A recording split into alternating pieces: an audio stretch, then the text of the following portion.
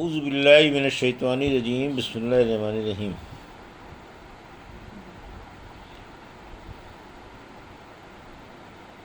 الحمد للہ رب العالمین والصلاة والسلام علی سید المرسلین وخاتم النبیین، اما بعد۔ صحیح بخاری، باب کتاب المغازی، حدیث نمبر 4365، اردو ترجمہ۔ بنی تمیم کے وفد کا بیان۔ ہم سے ابو نعیم نے بیان کیا، کہا ہم سے سفیان نے بیان کیا، ان سے ابو صخرہ نے، ان سے صفوان ابن محرز مازنی نے، اور ان سے عمران بن حسین نے بیان کیا کہ بنو تمیم کے چند لوگوں کا ایک وفد نبی کریم صلی اللہ علیہ وسلم کی خدمت میں حاضر ہوا تو آپ صلی اللہ علیہ وسلم نے ان سے فرمایا، اے بنو تمیم، بشارت قبول کرو۔ وہ کہنے لگے کہ بشارت تو آپ ہمیں دے چکے، کچھ مال بھی دیجیے۔ ان کے اس جواب پر حضور اکرم صلی اللہ علیہ وسلم کے چہرے مبارک پر ناگواری کا اثر دیکھا گیا۔ پھر یمن کے چند لوگوں کا ایک وفد آن صلی اللہ علیہ وسلم کی خدمت میں حاضر ہوا تو آپ صلی اللہ علیہ وسلم نے ان سے فرمایا کہ بنو تمیم نے بشارت نہیں قبول کی، تم قبول کرو، تم قبول کر لو۔ انہوں نے عرض کیا، یا رسول اللہ، ہم کو بشارت قبول ہے۔ حدیث نمبر 4366، محمد بن اسحاق نے کہا کہ عینیہ بن حسن بن حذیفہ بن بدر کو رسول اللہ صلی اللہ علیہ وسلم نے بنی تمیم کی شاخ بنو عنبر کی طرف بھیجا تھا۔ اس نے ان کو لوٹا اور کئی آدمیوں کو قتل کیا اور ان کی کئی عورتوں کو قید کیا۔ اس نے ان کو لوٹا اور کئی آدمیوں کو قتل کیا اور کئی عورتوں کو قید کیا۔ مجھ سے زہیر بن حرب نے بیان کیا، کہا ہم سے جریر بن عبد الحمید نے بیان کیا، ان سے عمارہ ابن قعقاع نے، ان سے ابو زرع نے، اور ان سے حضرت ابو ہریرہ رضی اللہ عنہ نے بیان کیا کہ میں اس وقت سے ہمیشہ بنو تمیم سے محبت رکھتا ہوں جب سے نبی کریم صلی اللہ علیہ وسلم کی زبانی ان کی 3 خوبیاں میں نے سنی ہیں۔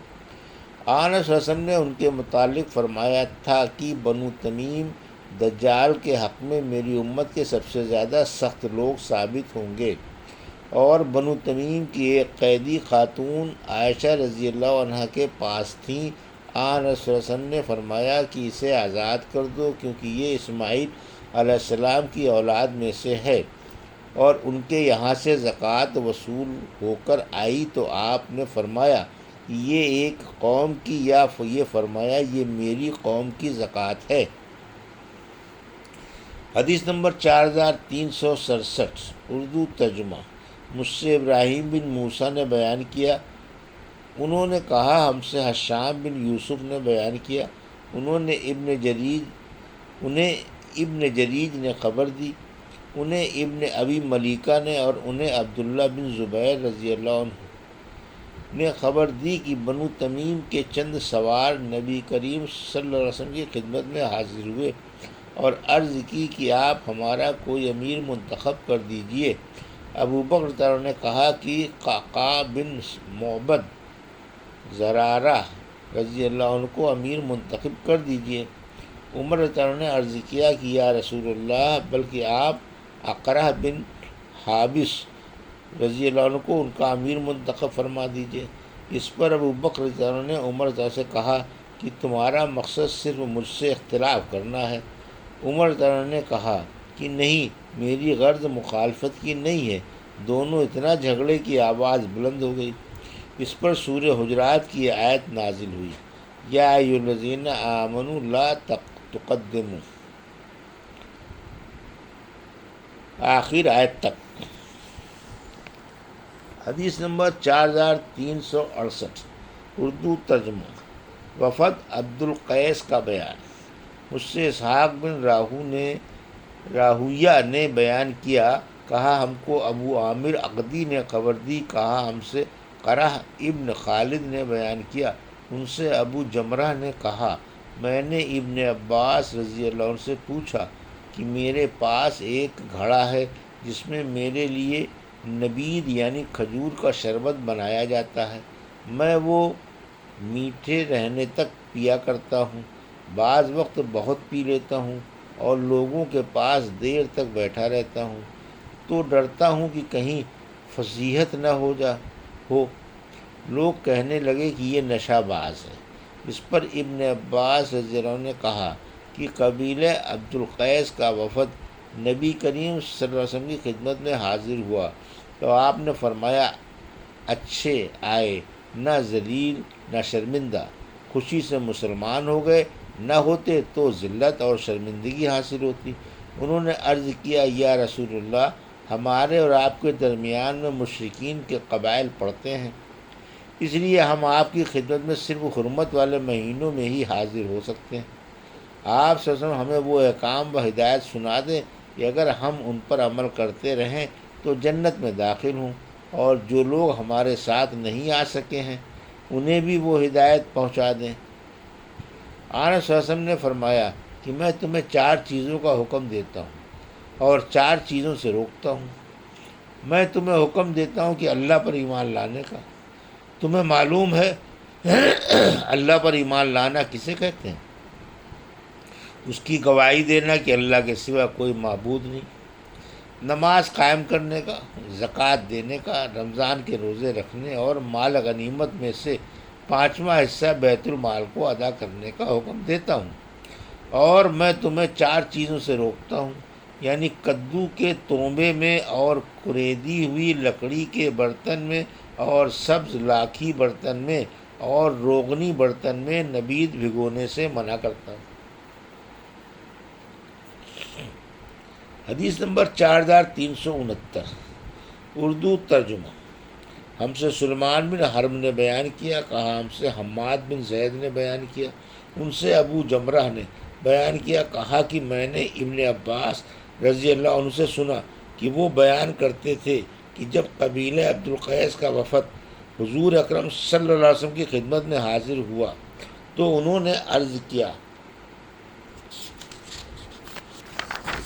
یا رسول اللہ، ہم قبیلہ ربیہ کی ایک شاخ ہیں اور ہمارے اور آپ کے درمیان کفار مضر کے قبائل پڑتے ہیں، ہم حضور صلی اللہ علیہ وسلم کی خدمت میں صرف حرمت والے مہینوں میں ہی حاضر ہو سکتے ہیں، اس لیے آپ چند ایسی باتیں بتلا دیجئے کہ ہم بھی ان پر عمل کریں، اور جو لوگ ہمارے ساتھ نہیں آ سکے ہیں انہیں بھی ان کی دعوت دیں۔ آن صلی اللہ علیہ وسلم نے فرمایا کہ میں تمہیں 4 چیزوں کا حکم دیتا ہوں اور 4 چیزوں سے روکتا ہوں۔ میں تمہیں حکم دیتا ہوں اللہ پر ایمان لانے کا، یعنی اس کی گواہی دینا کہ اللہ کے سوا کوئی معبود نہیں۔ پھر آپ صلی اللہ علیہ وسلم نے اپنی انگلی سے ایک اشارہ کیا اور نماز قائم کرنے کا، زکوٰۃ دینے کا، اور یہ کہ مال غنیمت میں سے 5واں حصہ بیت المال کو ادا کرتے رہنا، اور میں تمہیں وبا، نفقیر، مزقت اور ہنتم کے برتنوں کے استعمال سے روکتا ہوں۔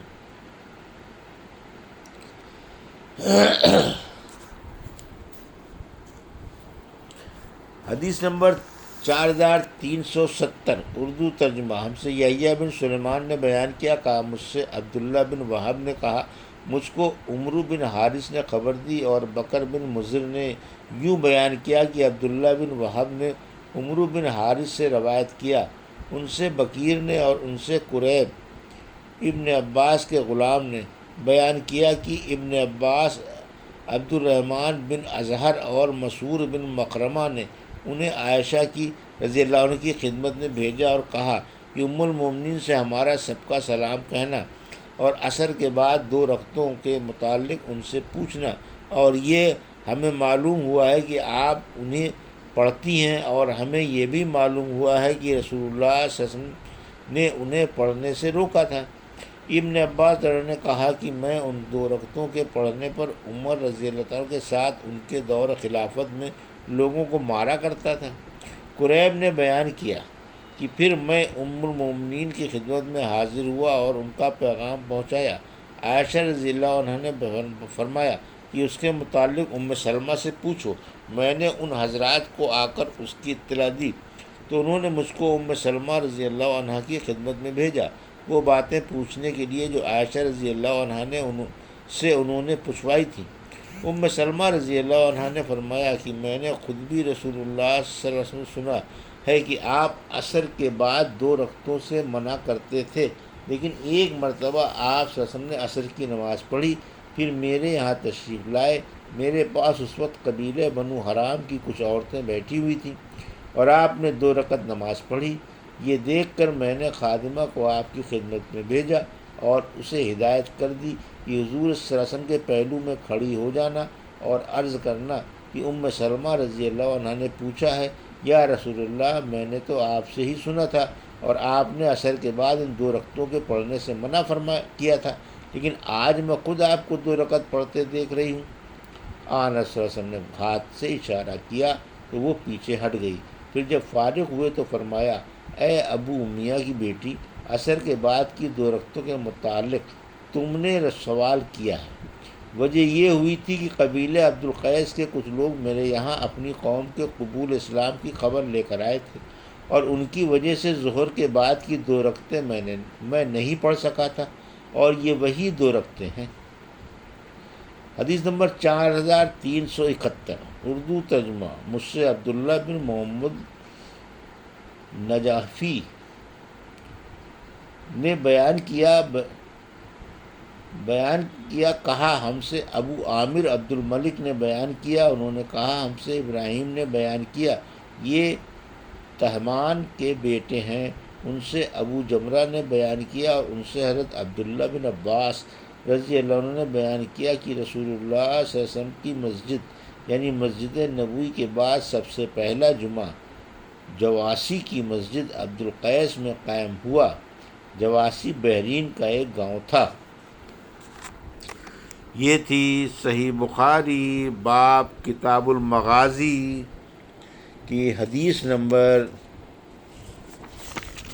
4365 سے 4371 کا اردو ترجمہ جو ابھی آپ نے سماعت فرمایا۔ اللہ سے دعا ہے کہ اللہ ہمیں ان حدیثوں کی صحیح سمجھ کے ساتھ عمل کرنے کی توفیق عطا فرما، آمین یا رب العالمین۔